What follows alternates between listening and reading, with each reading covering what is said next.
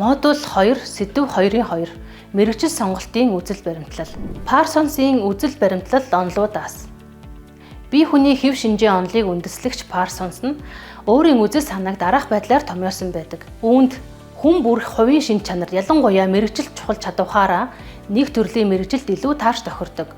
Мэргэжлийн үйл ажиллагаанд амжилт олох болон мэргэжилдээ сэтгэл ханамжтай байх нь нэг талаас хүний хувийн шинж чанар, нөгөө талаас мэргэжлийн шаардлага хоёрын тохирц нийцлийн түвшнээс хамаардаг. Мэргэжил сонголт нь бие хүн өөрөө эсвэл ажил мэргэжлийн зөвлөгчтэй хамтран хувийн сэтгэл зүйн болон физиологийн шинж чанараа тодорхойлж мэргэжлийн шаардлагуудтай жишиж зэрэгцүүлэх замаар оновчтой шийдэлд хүрэх үйл явц юм а. Энэ үзэл баримтлалдаа тулгуурлан дараах дүгнэлт гаргасан байна. Нэгт нь ажил албан тушаал гэхээсээ илүүтэй мэргэжлээ зөв сонгох нь чухал юм. Хоёрт нь өөрийгөө шинжилж чадах боломжоо мэдэхгүйгээр бас зөвлөгчийн туслалцаагүйгээр мэргэжлээ сонгох нь эрсдэл дагуулдаг. Гуравт нь сонгох житгээд мэргэжлүүдийн талаар үндсэн мэдлэгтэй байх ёстой. Мэргэжлүүдээс хамгийн их ашигтайг нь сонгох юм уу эсвэл санамсаргүй сонголтоос татгалзуул зохино. Дөрөвт нь хүн бүр шийдвэрээ өөрөө гаргана. Гэхдээ эрэг сөрөг талуудыг шүүн тунгаахад зөвлөгчийн туслалцаа заашгүй юм а. Тавт нь мэргэжил сонгоно гэдэг нь өөрийгөө сайн мэддэг байх, тодруулбал чадвар, сонирхол, амбиц, боломж, хязгаар гэх мэтээ таньж мэдсэн байх. Мэргэжил тавигддаг шаардлага, шалгуурыг мөн давуу сул тал цаашид хөгжих, орлого олох боломж зэргийг мэддэг байх. Өмнөх А, Б гэсэн хоёр асуудлын уялдааг улс суурьтай шүүн тунгаасны үндсэн дээр шийдвэр гаргана гэсэн үг. Залуу хүн бүрд өөрийгөө таньж мэдэх, ажил мэргэжлүүдийг мэдэх, амжилтанд хүрэх үндсэн нөхцөлийг мэдэх, экспертийн зөвлөгөө авах нь зайлшгүй чухал юм а.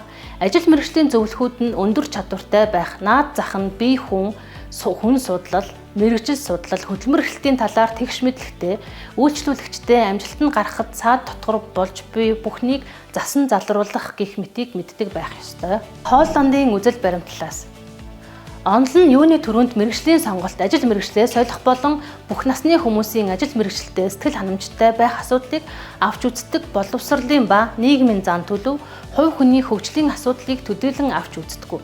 Энэхүү хандлагын цөмөн болсон 4 огтур нөхцөл байдаг. Үүнд нэгт нь барууны хандлагатай, аж үйлдвэрчсэн нийгмийн хувьд их хүмүүсийг хувь хүний 6 төрөлд хуваан ангилж болдог.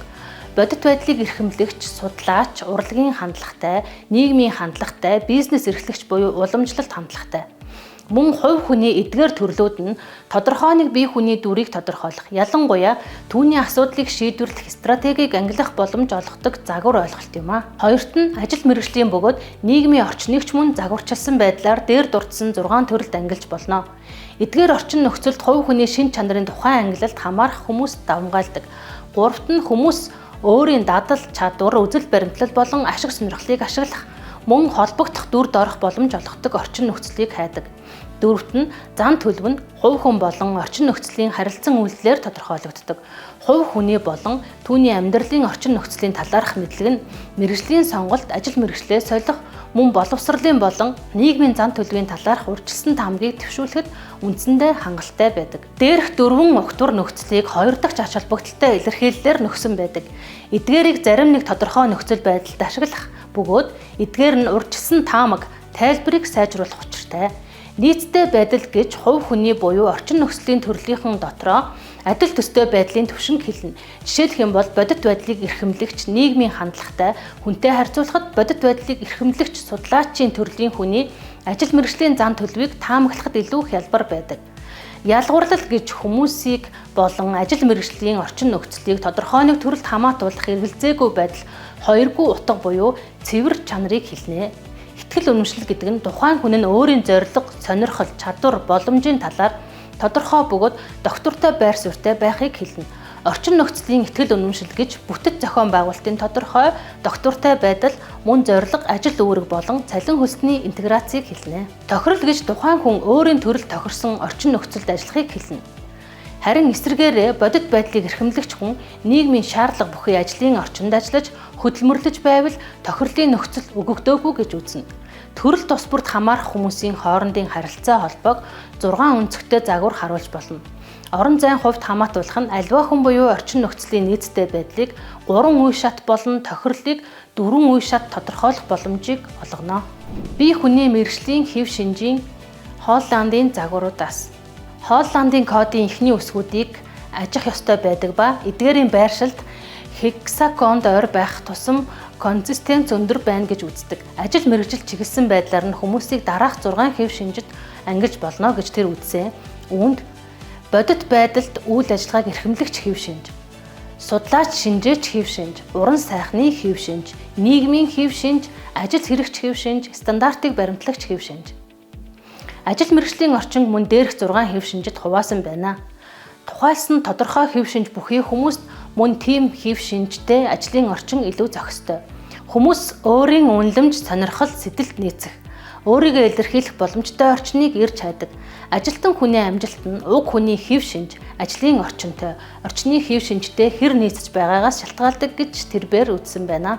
Бодит үйл ажиллагааг эрхэмлэгч хэв шинж. Машин тоног төхөөрөмж, материал, багаж хэрэгсэлтэй ажиллах дуртай, бодиттой, тодорхой асуудал бэрхшээлд шийдэл олох дуртай, нийгмийн ажил үүргээс зайлсхийдэг, мөн өөр сонирхол буюу үзэл баримталтай хүмүүстэй хамтран ажиллахаас татгалздаг, сонирхлын цар хүрээ төдийлөн өргөн биш, үнэт зүйлийн уламжлалт ойлголттой, бүтэц зохион байгуулалтын дэгтэй орчинд ажиллаж хөдөлмөрлөхийг илүүд үздэг, амбиц болон өөртөө хяналт тавих шин чанарыг чухал үнэт зүйл гэж боддог. Өөрийнхөө гарын дуй техникийн болон биеийн хүчний чадварыг онцолдог. Хүн хоорондын харилцаа холбоо болон нийгмийн ажил үүрэг хүлээх тал дээр учир дутагдaltaй гэдгээ хүлээн зөвшөөрдөг. Онол эрдэм шинжилгээний буюу төсөөлийн хандлагыг бус тодорхой, практикт хамааралтай, бүтэцтэй шийдэл стратегийг илүүд үздэг. Ажил мэргэжлийнхаа асуудал бэрхшээлтэй холбоотойгоор тодорхой заавар зөвлөмж өгнө гэсэн хүлээлттэй байдаг. Гэхдээ ажил мэргэжлийн шийдвэр гаргахдаа сэтгэл хөдлөлөө харуулахыг хүсдэггүй. Ярилцлагын үеэр илүүд үздэг сонирхлын тухай асуухад ялангуяа уламжлалт байдлаар эрчүүдийн эрхэлдэг ажлуудыг онцолж нэрлэдэг. Ажил мэргэжлийн жишээнүүд нь механикч, захилгааны техникч, ойн ажилтан, цэцэрлэгч, радио телевизийн техникч, нисгэгч, хөдөө аж ахуйн ажилтан, зүтгүүрийн жолооч гэх мэт. За судлаач, шинжээч хэв шинж нь.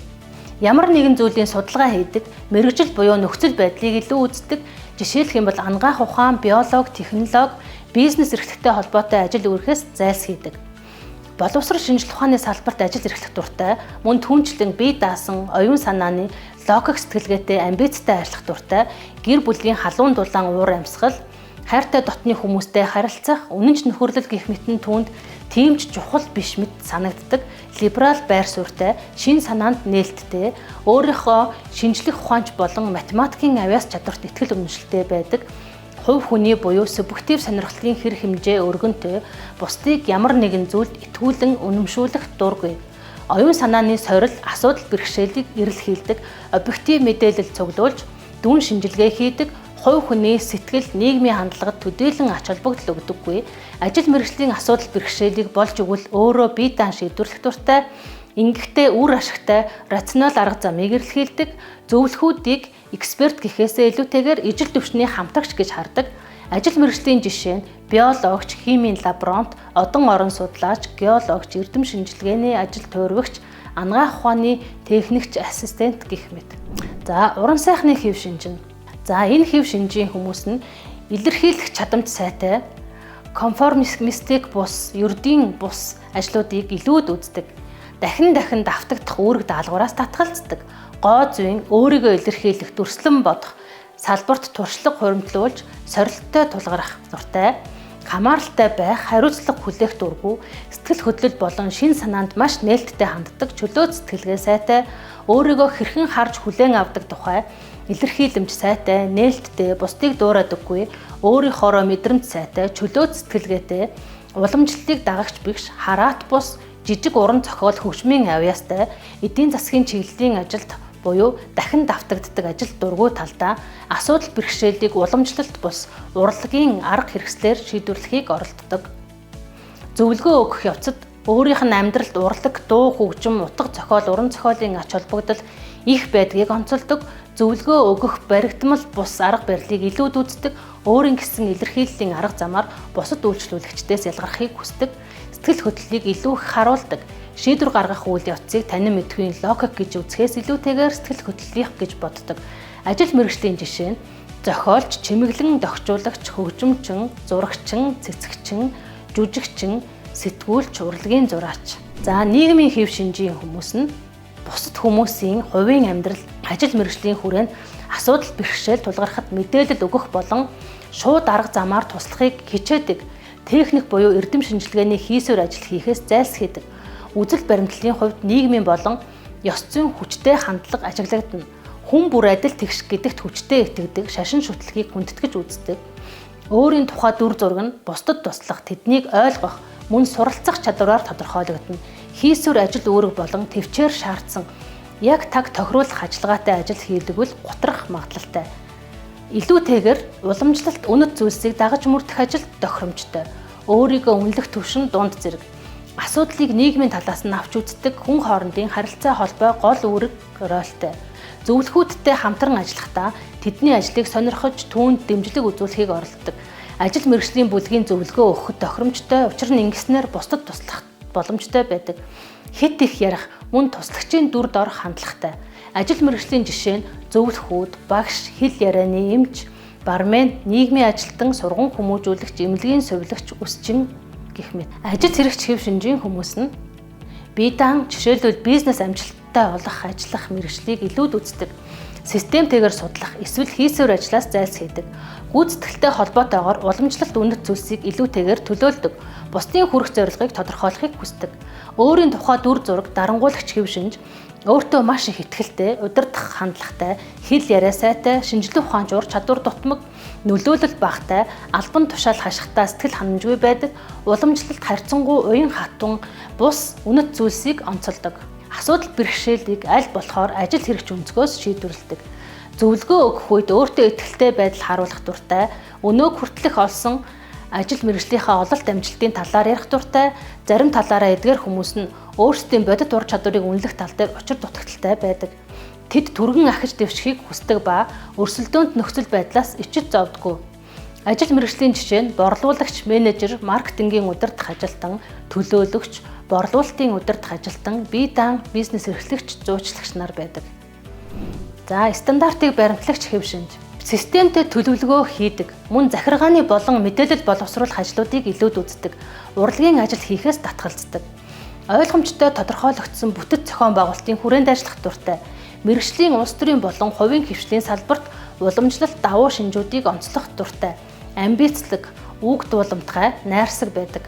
Урлагийн ажил хувь хүний төвшөнд нягт хамтын ажиллагаас шаардсан ажил, уян хатан бууж өгөх зэрэг нь түүний хувьд ач холбогдол багтай үнэт зүйлд тооцогддог. Үнэт зүйлийн систем нь харьцангуй уян хатан бус. Өөрийгөө дасан зохицох чадвартай, зохион байгуулалттай, мөн захиргаа нягтлан бодох, бүртгэл, мэдээлэл боловсруулах салбарт ажиллахад илүү тохиромжтой гэж үздэг. Асуудлыг шийдвэрлэхдээ батлагдсан аргуудыг ашигладаг, бие даан шинэ арга зам эрэлхийлэхэд хүндрэлтэй санагддаг тул удирдлагатай байхыг илүүд үздэг. Хоёрдмол утгатай ажил үүрэг эрхлэх эсвэл өөр их үүсвэрээс мэдээлэл цуглуулж нэгтгэх нь бэрхшээлтэй санагддаг. Зөвлөгөө өгөх үед өөр тулгамдсан асуудал бэрхшээлийг ойлгомжтой тодорхойлж, цаашдын алхмуудын талаар тодорхой тохиролцоонд хүрэх дуртай байдаг. Зохион байгуулах ур чадвараа харуулах дуртай, хоёрдмол утгагүй, ойлгомжтой зөвлөж, зөвлөгөө болон хэрэгжүүлэх удирдамж хүлээж авах дуртай. Зохион байгуулалтын алдаа дутагдал гарвал шүүмжилж уурладаг. Ажил мэргэжлийн жишээ нь санхүү, татварын нийтийн үйлчилгээний байгууллага, банк, татварын төлөвлөгөө, хяналт шалгалт, мэдээлэл, боловсруулалт, нягтлан бодох бүртгэллүүд юм а. Хүн бүр эдгээр 6 хэв шинжийг өөртөө ямар нэг хэмжээгээр агуулж байдаг. Гэхдээ тэдгээрээс аль нэг хэв шинж нь илүү тод томрон илэрч давмгайлж байдаг байна. Хэв шинж бүр зэрэгэлдээ орших 2 хэв шинжтэйгээ нийцтэй, харин эсрэг талын өнцгтээр байрлах хэв шинжтэйгээ нийцгүй. Түүнээс эрс ялгаатай байдаг. Жишээлх юм бол судлаач шинжээч хэв шинж нь бодит үйл ажиллагааг эрхэмлэх хэв шинж болон уран сайхны хэв шинжтэй нийцтэй. Харин ажил хэрэгч хэв шинжээс эрс ялгаатай. Нийгмийн хэв шинж нь уран сайхны хэв шинж болон ажил хэрэг хэв шинжтэй нийцтэй, харин бодит үйл ажиллагааг эрхэмлэх хэв шинжээс эрс ялгаатай байдаг. Өөрөөр хэлбэл хэн нэгэн хүнд судлаач хэв шинж зөнхөлж байгаа бол уг хүний дагалдах хэв шинж нь бодит үйл ажиллагааг эрхэмлэгч болон уран сайхны хэв шинж байх өндөр магадлалтай.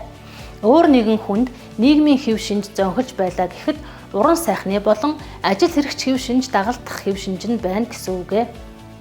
Хооллонд эдгээр 6 хэв шинж тус бүрд илүү сайн тохирох мэргэжлүүдийг өөрөөр хэлбэл мэргэжлийн орчинг тодорхойлсон байдаг. Хүний хэв шинж нь ажил мэргэжилтэйгээ буюу мэргэжлийн орчинтойгоо таарч тохирч байгаа нөхцөлд тухайн хүн мэргэжлийн ажилдаа амжилт олдог бөгөөд ажилласаа сэтгэл ханамж авдаг байна. Холландын энэхүү арга зүйг хэрэглэн бие хүний мэргэжилд чиглэсэн сонирхол, чадвах, мэргэжлийн хэв шинжийг хэрхэн тодорхойлох тухай дараагийн хичээлүүдэд үзэх болно.